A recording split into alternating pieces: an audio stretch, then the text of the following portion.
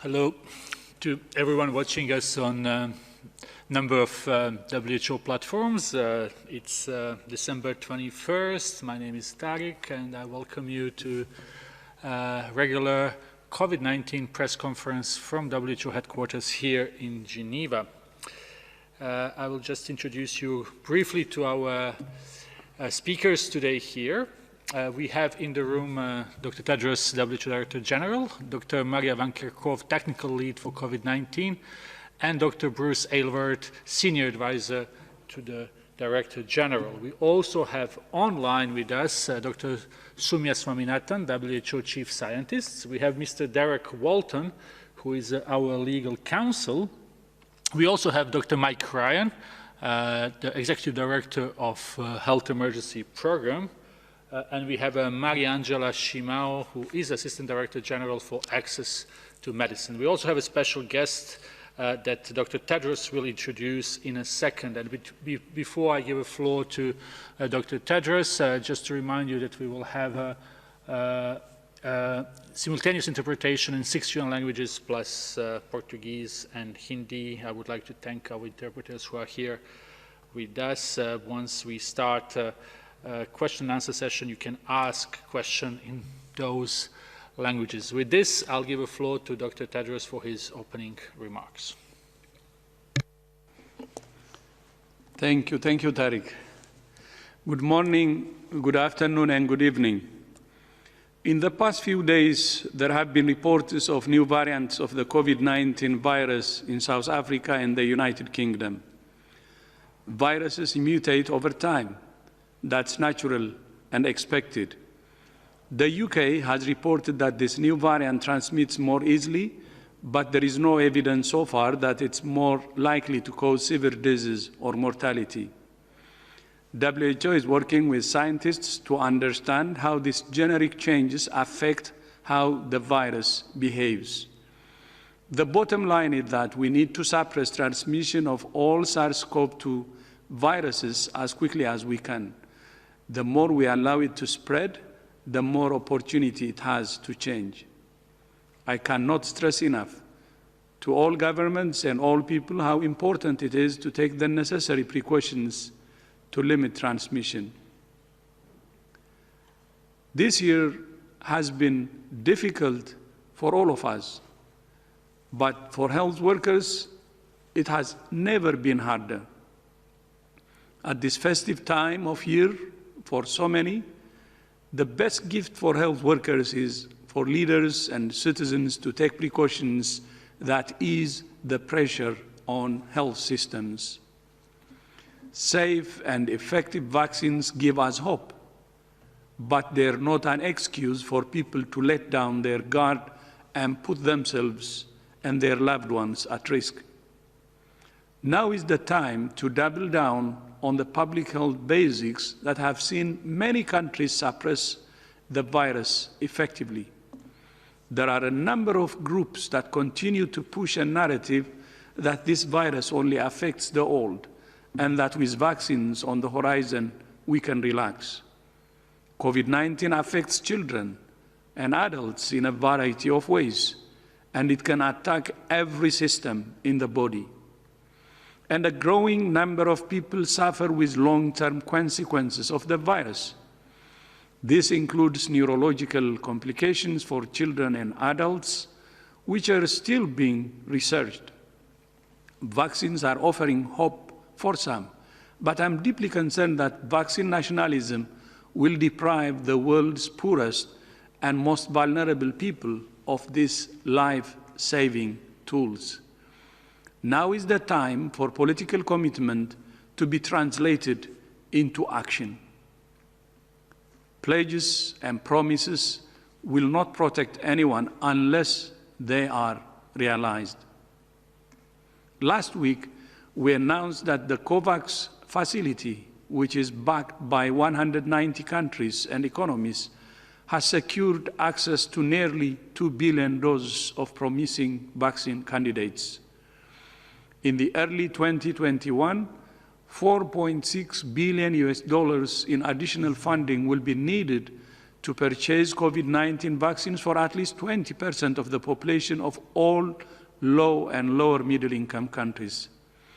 This will ensure health workers and those at highest risk of severe disease are vaccinated, which is the fastest way to stabilize health systems and economies and stimulate a truly global recovery.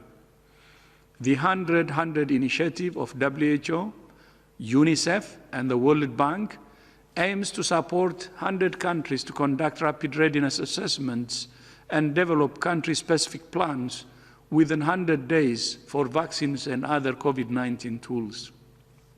89 countries have already completed the assessments, and our teams are working around the clock to ensure that governments and health systems are ready for global vaccine rollout.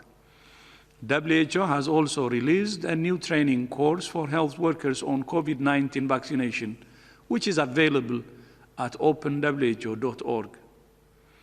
Vaccines will help to end the pandemic, but the effects of COVID-19 will continue to be felt for many years to come. The pandemic has exploited and exacerbated the vulnerabilities and inequalities of our world, but it has also shown that in the face of an unprecedented crisis, we can come together in new ways to confront it. Every crisis is an opportunity to question the way we do things and to find new ways of doing them. For 30 years, our colleagues at the United Nations Development Programme, or UNDP, have published the Human Development Report, an annual snapshot of the state of global development. UNDP has long been a critical partner to WHO, working closely on a host of health and development issues together to solve problems on the ground so that people get the services they need. The latest edition of the Human Development Report, published last week, takes an in-depth look at the COVID-19 pandemic and what it might mean for the future of development and humanity. To talk more about the report, I'm pleased to be joined by my brother, Achim Steiner, the administrator of UNDP. Achim, thank you for your partnership and thank you so much for joining us today. The floor is yours. Thank you very much, dear Tedros. Thank you to the very kind invitation to join you for today's briefing, another very sobering and dramatic point in this pandemic. And it is an honor to be part of this press conference today to mark the launch of what you just referred to, the 2020 Human Development Report. These unprecedented times require us to come together to seek solutions to our shared problems, and that includes us as UN agencies. COVID-19 is a dramatic health crisis, and we are just being reminded of it again in the words that you have shared with us. But we also come together today because it has triggered a social and economic, a development crisis that we have not seen in our lifetimes. Not only has the virus taken the lives of more than 1.6 million people, it has destroyed livelihoods, crippled health systems, locked hundreds of millions of children out of classrooms, and is costing the world's economy more than $9 trillion over 2 years, according to the IMF, and the equivalent of up to 400 million jobs, according to our sister agency, the ILO.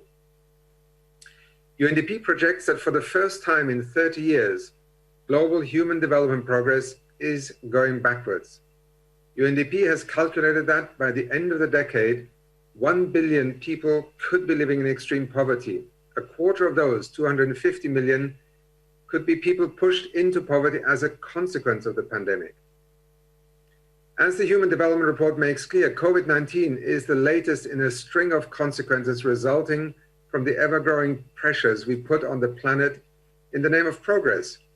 This is the reality of the Anthropocene, the age of humans, as we refer to it, and in it, humanity is, in a certain way, waging a war against itself. For 30 years, UNDP has released the Human Development Index, ranking countries in the world by how they expand people's freedom and opportunities, by measuring health, education, and income. But this year, we decided that we needed to try something new and long overdue. We included an experimental index to gauge human progress by accounting for per capita national carbon dioxide emissions and per capita material footprint. The result shows that no country is successful in advancing humanity without extracting a heavy toll on nature and our planet. Yes, there are countries successful in a lighter planetary imprint, and yes, there are countries with prosperous populations, but not one nation is doing both. Achieving this balance is the next frontier of human development, as the report is called. And as it sets out, very critically also, inequality is central and is a barrier to that mission. Because inequality is both a cause and a consequence of planetary imbalances, and it stands in the way of solutions. While the pandemic has undoubtedly touched us all, its impact is being felt differently depending on who you are, where you live, and how much money or power you have.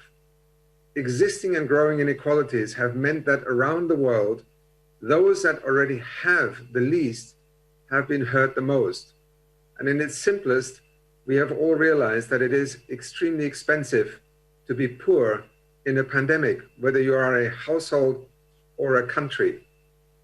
Poor people, women, marginalized people, day laborers, and those in unstable employment or in the informal sector have all faced disproportionate hardship. For instance, evidence from a number of countries also indicates that the pandemic is erasing decades of progress in women's labor force participation. But the report is very much focused on also stating that it doesn't have to be this way. The first test of our willingness to transform will be the delivery, as Dr. Tedros just referred to, of COVID-19 vaccines to the world's population.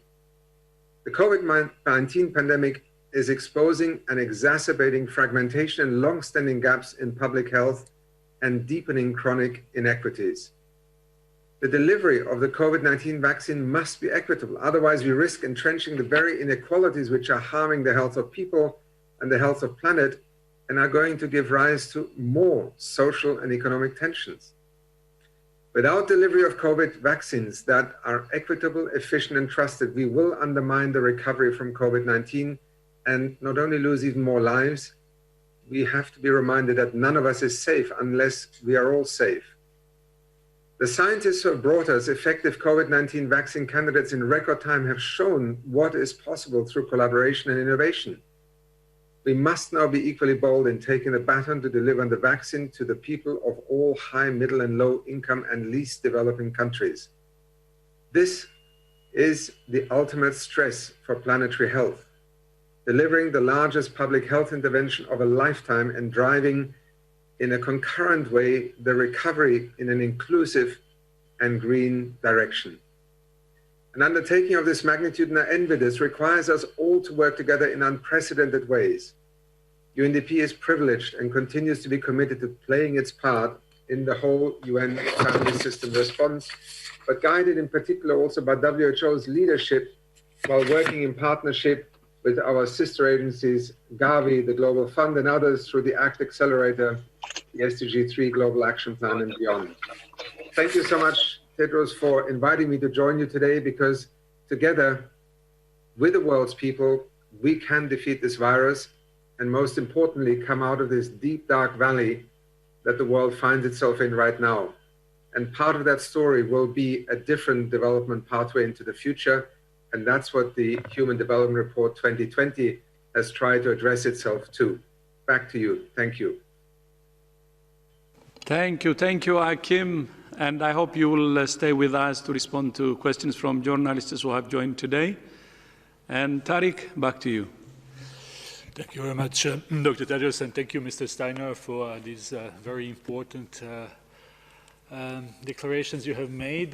We will now open the floor to questions from journalists who are with us online. We have a big number of questions today, so let's try to be short with one question per person in the language that you prefer the most. So let's start with Shoko Koyama from Japanese NHK. Shoko?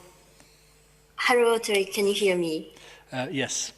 Okay, thank you so much for taking my question. So regarding the mutation of the virus, which Dr. Tedros just mentioned, can you please elaborate what WHO knows so far, in which countries, apart from UK, and does the same variant has been identified? And also, if there is a link between this variant and the variant identified in the South Africa? Thank you.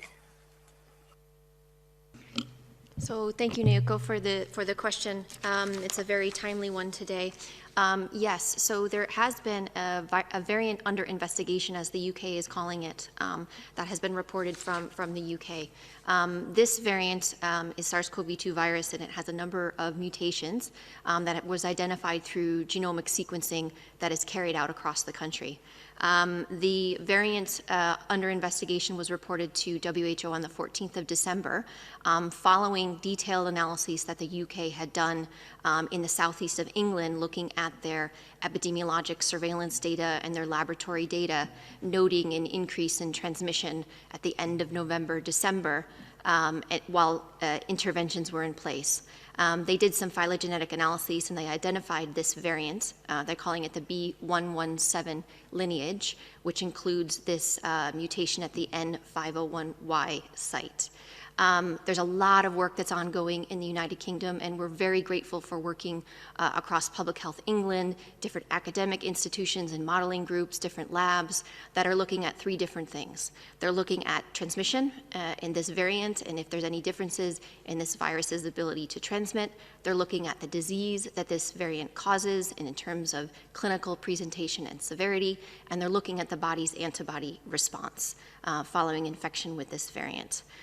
What we understand so far from the data that's been reported by the UK is that they have reported an increase in transmission in this variant, but I want to put that into context because what they have told us is that they're looking at an increase in the reproduction number, which is the number of people that one infected individual transmits to another, of an increase of about 0.4.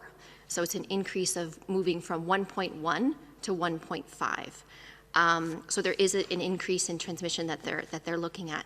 Now they're trying to determine how much of that is associated with the variant itself, as well as behavioral differences in individual that this variant has infected. So they're still working through that right now.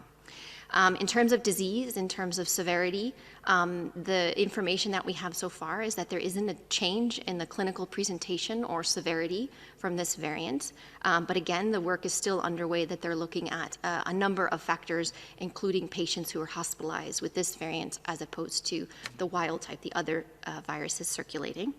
And the studies around the antibody response are currently underway. As we speak here today, the scientists in the lab are working on these types of studies and looking at the antibody response, and we expect results from those studies in the coming days and coming weeks. So we're really grateful for colleagues working with us directly. They have informed us with more detailed analysis through our virus evolution working group, which was established to specifically look at mutations and specifically look at what are the studies that are needed to understand what these mutations mean and any potential implications. And they have informed us through our modeling network, where they've looked at trends in surveillance activities and surveillance data. So the data is coming in real time, and the UK is making information available as quickly as possible. They're reporting it to us as well, and we will make updated information available as quickly as possible. The UK has informed us that they don't believe that there's an impact on the vaccine, so that's good news. But again, there's a lot of information coming out, and there's a lot of studies that are ongoing.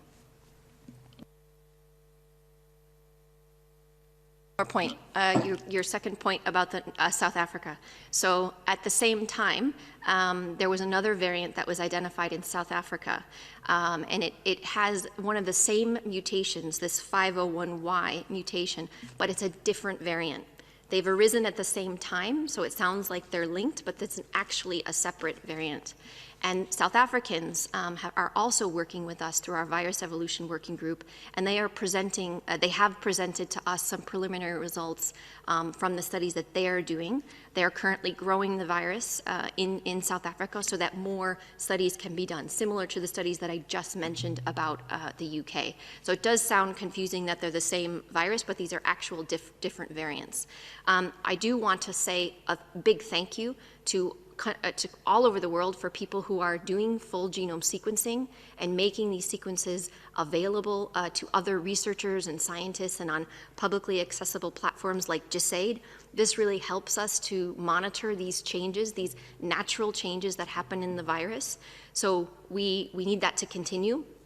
We are hopeful that more sequencing capacity can increase across the globe, and it has significantly increased during this pandemic, but we still need more. So thank you to all of you who are out there who are doing those sequences and sharing those through publicly available sites.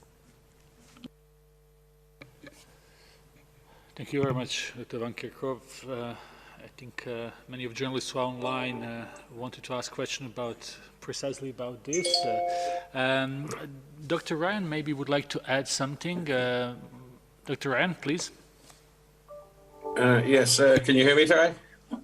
Very well, please. Okay. No, I think Maria says it all, but I think it's important maybe just to re-emphasize a couple of things. There's zero evidence at this point that there's any increase in severity associated with this disease. Clearly, work is ongoing to look at transmission and the increased rates of transmission and how much of that is attributable to this particular variant.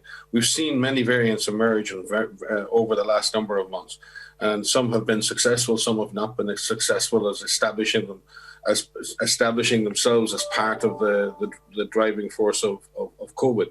What no variant has done yet is establish itself as having any higher level of severity or evading our diagnostics or hiding from vaccines or the effectiveness of vaccines. And it remains to be seen with any new variant. And that's why it's so important that we continue the work. We're very grateful to the countries for their transparency, for their scientific openness and cooperation. We need to continue to do this, but it's very important. Countries are now acting on a precautionary principle. They're taking the highest amount of precaution, and therefore many countries have put in place some precautionary travel restrictions while they look at the risk assessment around this virus. That is prudent, but it's also important that everyone recognize that this happens, these variants occur. Science and health authorities and governments are looking at that very carefully. They're taking care of citizens by being extremely cautious about any new variants and examining their potential impacts. But at this stage, we don't have evidence that this virus will change the severity, the diagnostics, or the value of vaccines going forward. So I think as we enter the holiday period, as the DG said, we need to stop all SARS-CoV variants. We need to stop all SARS-CoV transmission. We know how to do this. We know how to suppress transmission. We know how to protect ourselves and how to protect others. It's the same rules with this virus, any variant of this virus. And we must focus on what we can do and what we do know rather than what we don't know. Science will find the answers for what we don't know. Governments will take the appropriate precautions in the meantime, but people, individuals and communities need to get on with the business of stopping the transmission of this virus. Thank you. Many thanks, Dr. Ryan. I think it was very important to answer these questions because many journalists probably would like to hear more about this. Let's see if we have follow-up on this or some other issues. Let's go to Azerbaijan, to our friend Kamran. Kamran, the floor is yours. Do you hear me? Yes, please go ahead. Hello. And exactly when we yesterday get information about new mutation of coronavirus, and we want to know about the situation for South Caucasus region, for Azerbaijan. Is this danger for, how many danger for our people, Caucasus region and for Azerbaijan? Because at this time we have 4-digit number infected every day. And it's very bad situation for our health system. And what will do new version of this virus for the South Caucasus region and exactly especially to Azerbaijan? Thank you for your attention. So thank you for the question. I'll begin and maybe others want to come in, but I think it's worth noting that, we're still learning about this variant identified in the UK as well as any changes that are happening in the virus. The SARS-CoV-2 virus in any form is a dangerous virus, and the activities that we take ourselves to minimize our own exposure are applicable for any SARS-CoV-2 virus that is circulating, including the new variant that has been identified in the UK.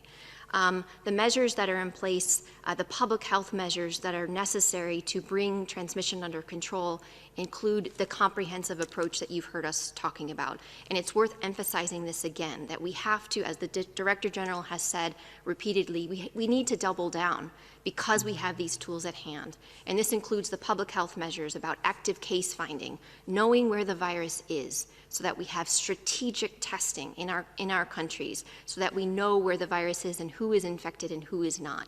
Making sure that test results come back quick, so that we know what public health actions need to take place in terms of making sure we have good clinical care, we have contact tracing cluster investigations, we have supported quarantine of contacts, and then all of us need to make sure that we do everything that we can to minimize our exposure. We have the holidays coming up across many, many countries, across many different religions. We need to make sure that we as individuals do what we can to minimize our exposure. We say, know your risk, lower your risk. And there are things that you can do at an individual level. And this is physical distancing, this is wearing a mask, this is washing your hands, making sure that when you do wear a mask, you have clean hands, you put your mask on appropriately, you take the mask off appropriately, you wash your hands, you practice respiratory etiquette, you avoid crowded spaces, you keep your distance, you make sure that you try to avoid enclosed, crowded spaces, especially with poor ventilation, open a window if you're indoors. So there's lots of individual level measures that you could take. And as individuals, as communities, we can all help each other out. Make sure that while we are physically separated, that we remain socially connected. As we come up to the end of 2020, it's a difficult period for many people, whether we have a pandemic or not. It's really important that we reach out and we help each other and we touch base with each other and just make a phone call. So everything that we can do now for this variant, as well as the SARS-CoV-2 viruses that are circulating, still remain true. We need to do everything we can to prevent as many infections as we can, because this is a dangerous virus. Not only for older individuals, as the DG also said today, it's for everyone. We are learning about the long-term effects of long COVID for individuals. There's so much that we're still learning about this particular virus. So do what you can to keep yourself safe.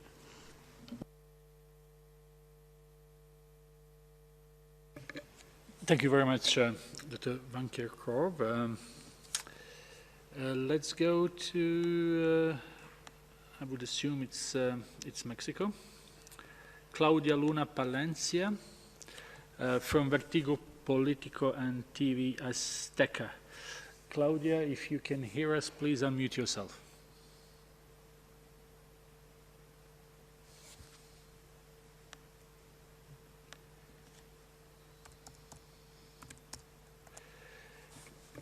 Do we have Claudia online? If not, let's go to Imogen from BBC. Imogen?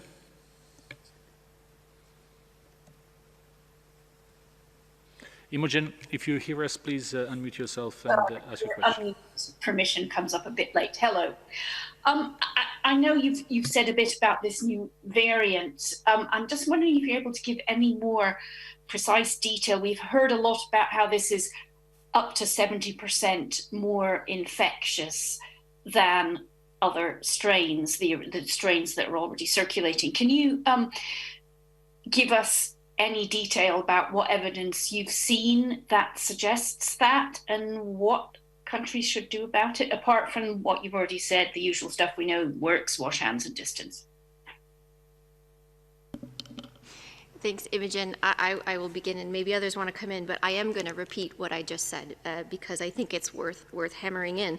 In terms of the reports from the UK about an up to 70% increase, that information comes from different types of analyses that UK colleagues are working on.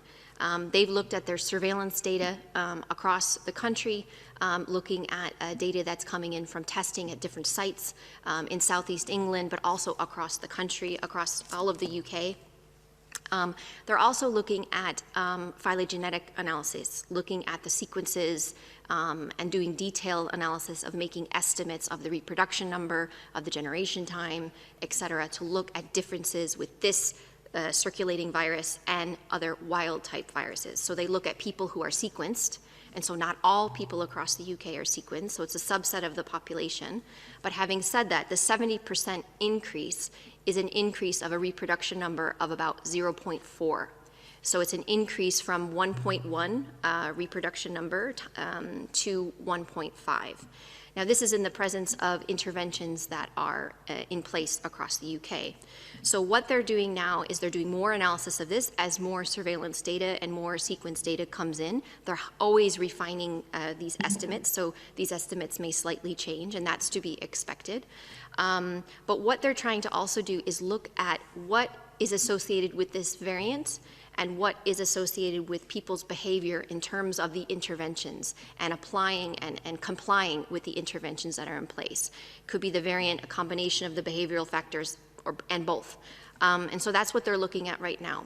We expect more analysis and results from our colleagues in the UK over the coming days, coming weeks, as they continue to look at this. They're also doing some epidemiologic investigations of individuals with this variant compared to those without this variant. They're doing detailed studies of patients in hospitals to look at the clinical course and severity, but again, we have no indication that there's a change in disease presentation or mortality, so that's good news. And then there's more studies of the neutralization. But again, I come back to what do we need to do? We need to do it all. The combination of factors is what works. With a reproduction number of 1.5, that means that one individual can infect more than one person. That means an epidemic will grow. But it means that we just need to work hard at making sure we don't give this virus an opportunity to do so. So especially as we see the upcoming holidays and many people wanting to spend time together, we need to think about how do we minimize our exposure, we minimize the opportunity for us to pass the virus to other ones. We want everyone to have a safe holiday this year. It may not be exactly how we anticipated spending it, but it doesn't mean that we can't celebrate it in our own way. But it's do it all.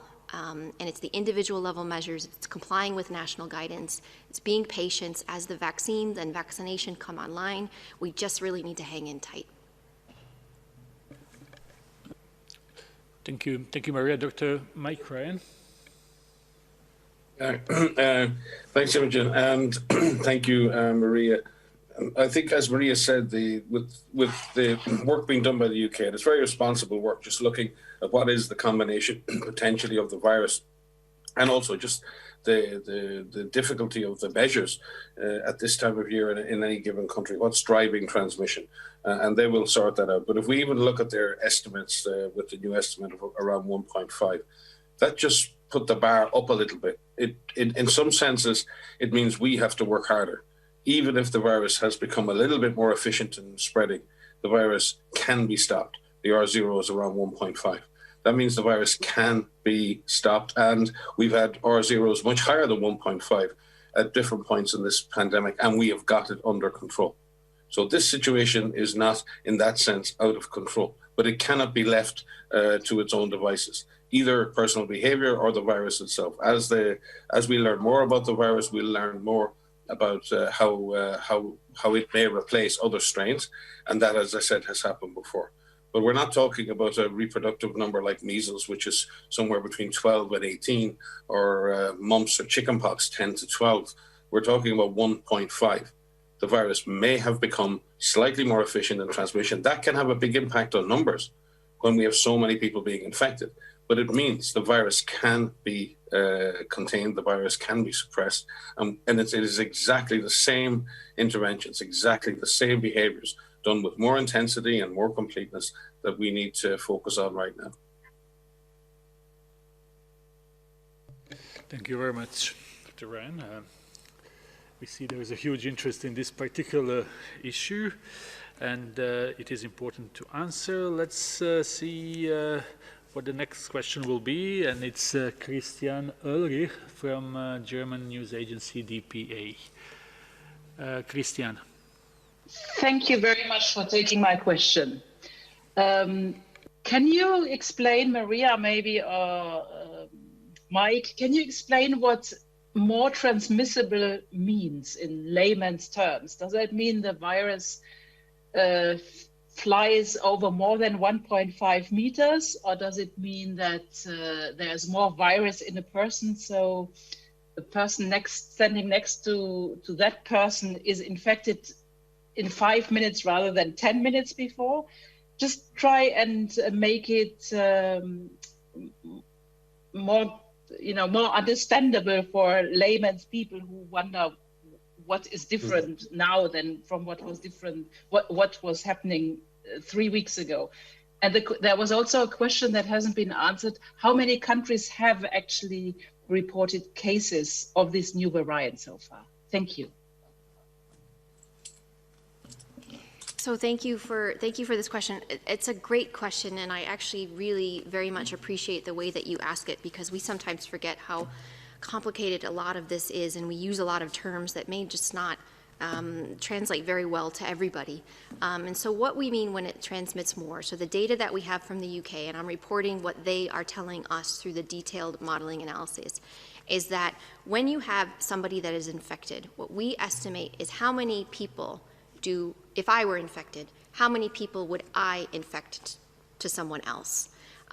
If I can infect more than one person, and then that person infects more than one person, an epidemic can grow. So what we call that the reproduction number. In the beginning of an outbreak, everyone is susceptible, and so there aren't interventions in place yet. They're starting to come online, and so we look at that first reproduction number. Right now, we have a lot of interventions in place across the world, and that same number of how many people do I infect one person to another person, what does that number look like with those interventions in place? Ideally, you want that number to be below 1, because then the outbreak will die out.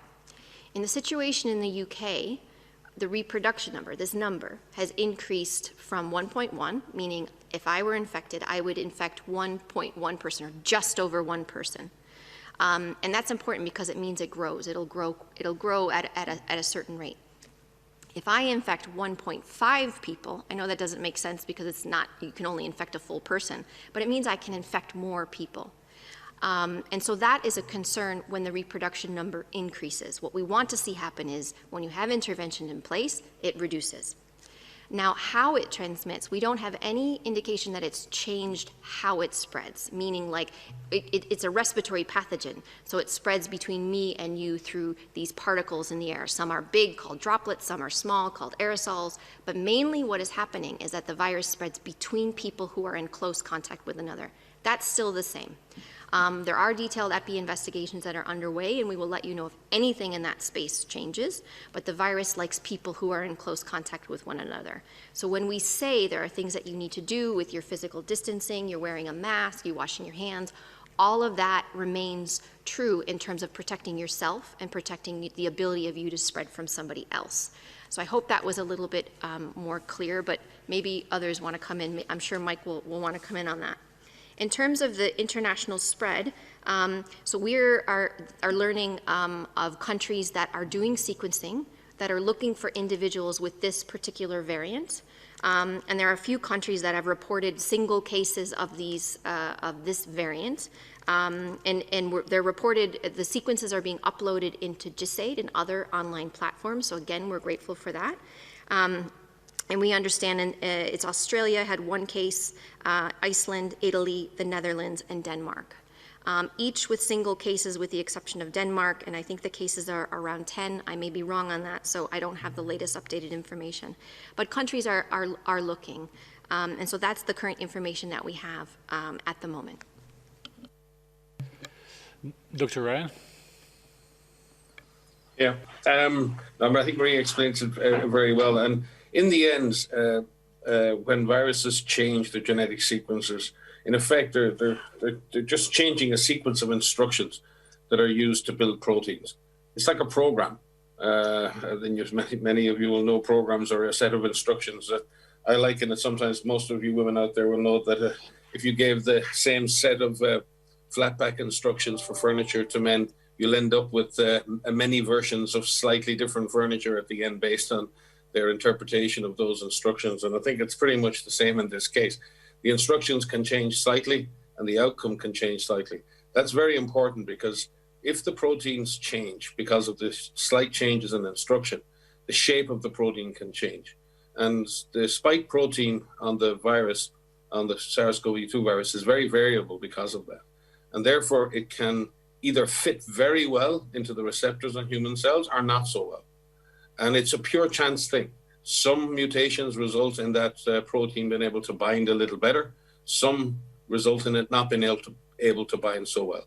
If it binds a little better, a little bit more successfully, a little bit more tightly, then the virus finds it easier to get into the cell. It's easier to infect the cell, and the person can be infected more easily. So that can change either the ease with which the person can be infected or the viral loads that they may have ultimately with the same exposure. So in that sense, it is very much linked to those instructions, the success of the virus in the human body. And then, as Maria said, the types of transmission don't necessarily change, but if you increase the number of people who are infected in the community, then obviously the rate of infection can then increase when more people are successfully infected with the virus. But again, we're talking hypothetically here. We've seen an estimate of a small increase in the reproductive number from the UK.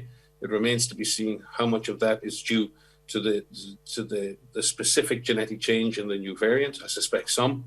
And as I said, we're going to have to, Maria has laid it out, we're just going to have to keep working hard, keep doing it all, and dealing with this SARS-CoV-2 variant as we have dealt with all the previous ones. Thank you, Dr. Ryan and Dr. Van Kerkhove, for these additional in-depth explanations. Let's see if we have more questions on this, or we may have some other questions. Let's turn to Georgia, and we have Katevan Kardava from TV Georgia. Hello, can you hear me? Yes, please go ahead. Thank you very much. Good evening. European Medicine Agency recommends Pfizer COVID-19 vaccine today. It's a great news and historic day and achievement. We want to know and would like to know what are the procedures when WHO will recommend a vaccine. And also I have a question for Dr. Ryan. How would you assess the situation in Georgia right now? Regional Director for Europe is in Tbilisi. Thank you so much. Thank you very much. I will call on Mariangela Shimau, our Assistant Director General. Mariangela. Yeah, thank you. Thank you for the question. Can you hear me, Tariq? Yes, very well. Okay. If you can turn off the camera as well, so we could see you, but we can hear you very well. Yeah, I'm on the iPhone, so I don't know how to turn on the camera. But just to say that it's very welcome news that the EMA has issued the market authorization for the conditional market authorization for the Pfizer vaccine. WHO is in finalizing the emergency use listing of the same vaccine, the Pfizer vaccine. We received the dossiers and we are working together with the EMA, and it's likely that before the end of this month, we will also have an emergency use listing by WHO for this vaccine. Then we do have the WHO's advisory group on immunization is also assessing the recommendations of how this vaccine should be used at country level. So this is some parallel work that's going on as we speak. So we will have the WHO emergency use listing, which allows for a quicker registration of this vaccine in many countries where WHO works with bilateral agreements. And we also have the advisory group working on the policy recommendations for the use of the Pfizer vaccine. I'll stop here. Thank you. Thank you very much. I don't know if Dr. Swaminathan would like to add something to this. Yes, maybe very briefly, just to say that we look forward to the SAGE recommendations, which is the policy for how this vaccine should be used and the details of which groups and the schedule and so on. And that's, we're expecting that to happen in the first week of January for the Pfizer vaccine. Hopefully, we're going to look at the Moderna dossier as well soon after that. We do hope that through the COVAX facility that we will be able to start rolling out the Pfizer vaccine in a limited set of countries late January, early February to vaccinate healthcare workers in those countries who are at highest risk for getting the infection, and also to protect the health system from being overburdened and collapsing. This will allow us to, first of all, have a public health impact by protecting this high-risk group, but also to be a learning for us to then rapidly be able to scale out vaccines to the remainder of the COVAX facility countries. So we're really looking forward to that, and we're doing everything possible to try to roll this out as quickly as possible, hopefully in the coming weeks. Thank you. Thank you very much, Dr. Swaminathan and Dr. Shimao. We will move now to Shane from CCTV. Shane.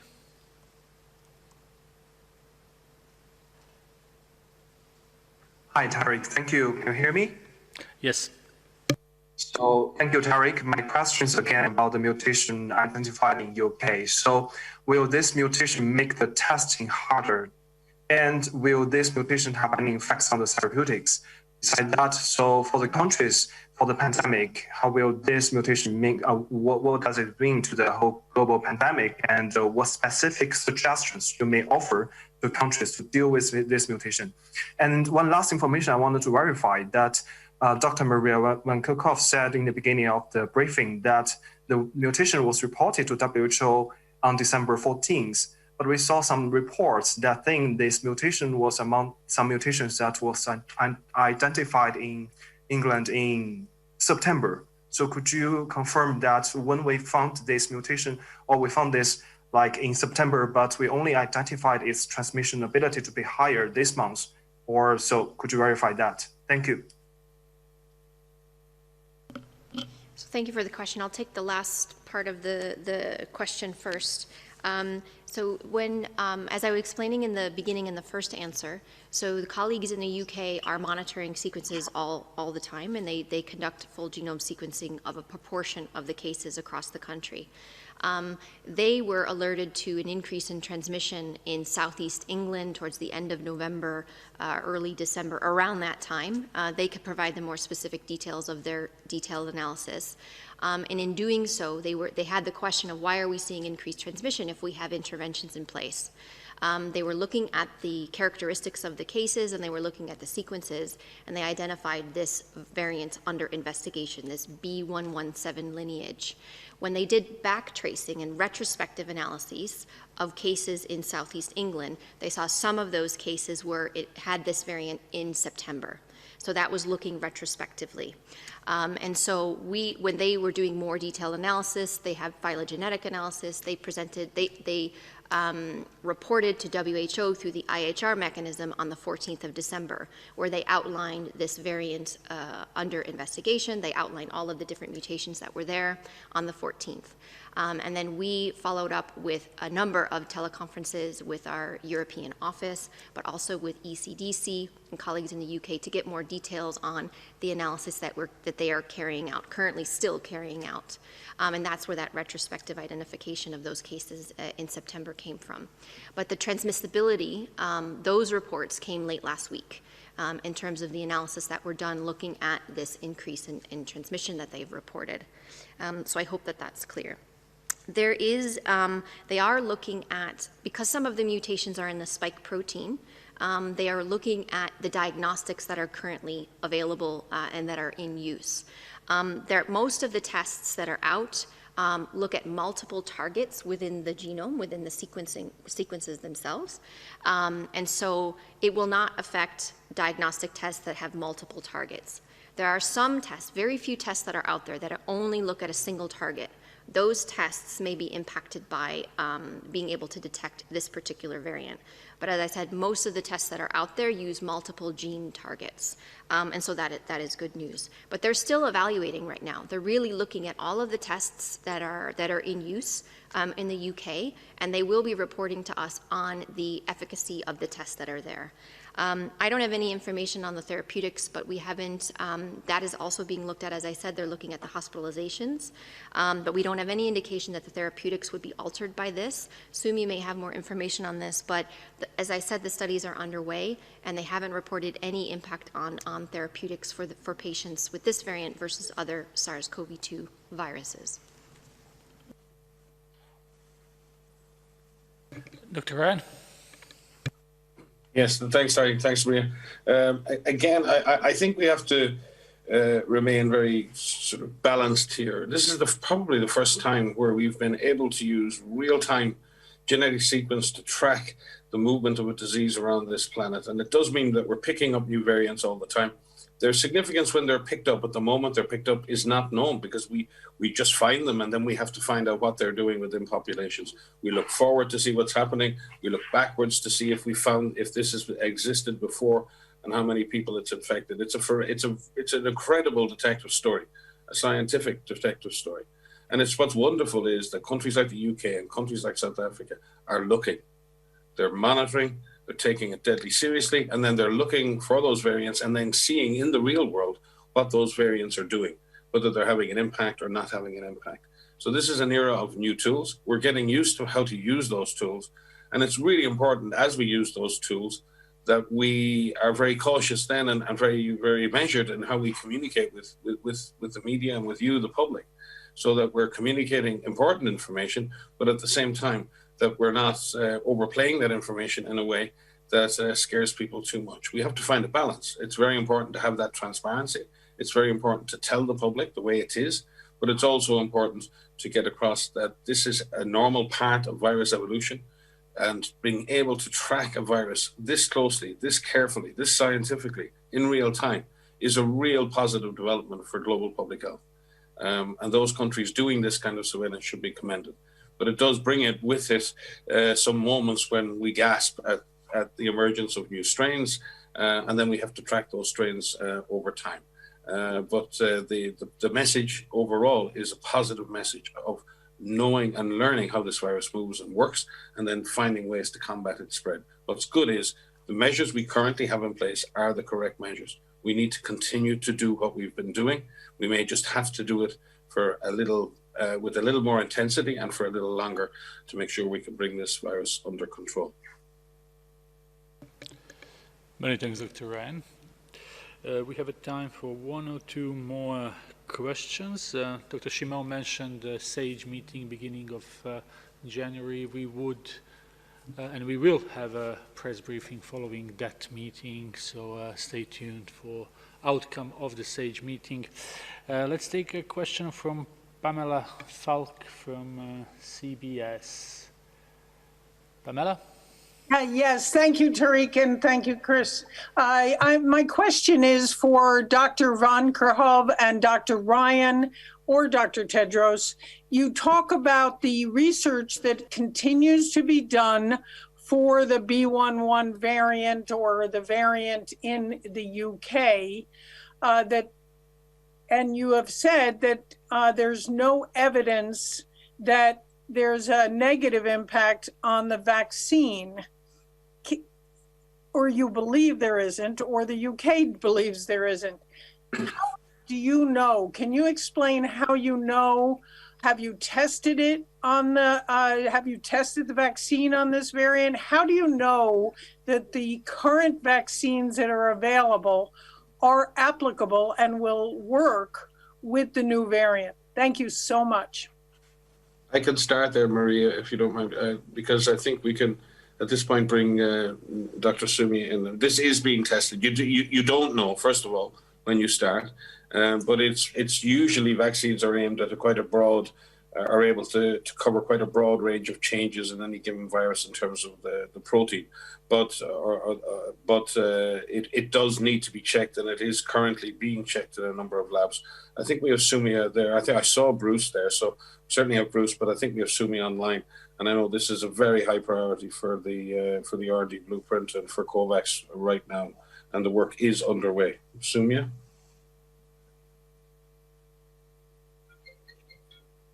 Thank you, Mike. And as you said, I think this is a very important issue, because a lot of the hope now is on the vaccines making first an impact on the acute phase of the pandemic by reducing deaths, by protecting the most high risk and vulnerable groups, and by protecting our health systems, and then ultimately really making an impact on the pandemic itself by creating that population immunity.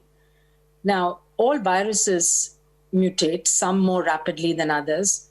We have one example, the influenza virus, which mutates quite rapidly and requires every year the vaccine strain actually to be reviewed and revised based on the circulating influenza strains prevalent that year. So that's one example of a viral vaccine that's updated every year with the current information. Now, the SARS-CoV-2 virus is mutating at a much slower rate than the influenza virus.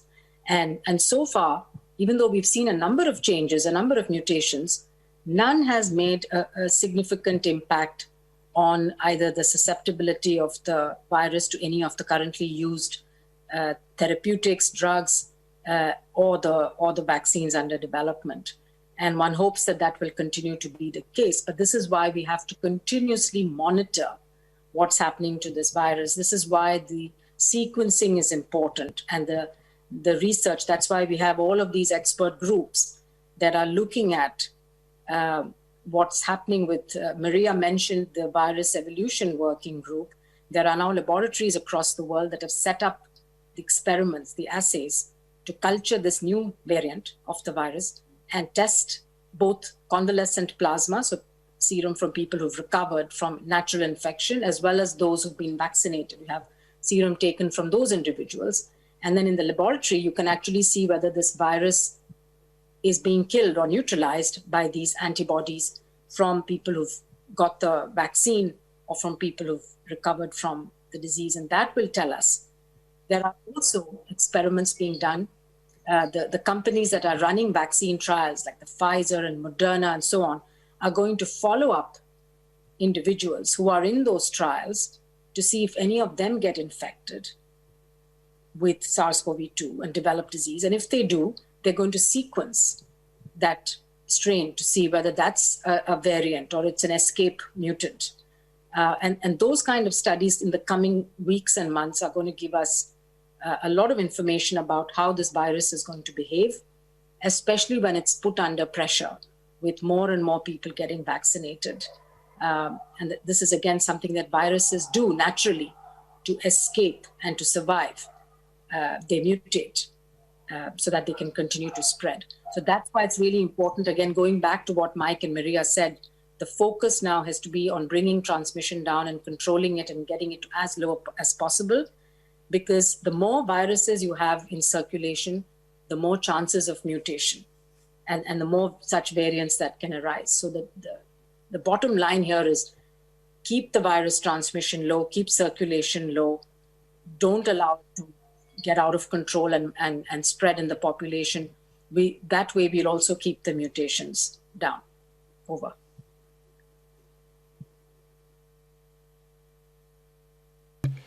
Thank you very much, Dr. Swaminathan. We have lots of questions in line, but unfortunately we won't be able to take all of them. So let's try to take one or two max. So Corinne from Bloomberg. Corinne. Hi, thanks for taking my question. It's a very short one. As vaccines are being rolled out across the US, UK, China, and soon going to start across the rest of Europe as well, you mentioned the WHO's dashboard tracking these inoculations. Since we're seeing so many vaccinations already, do you have a better idea of when that might go live, and what kind of data you'll be able to be collecting? Don't know if Dr. Swaminathan can answer that. If not, we are happy to look back for information. Dr. Sumya? Yeah, I could just say that, you know, the WHO does track immunization coverage in countries across the world. We do this in partnership with UNICEF and other partners.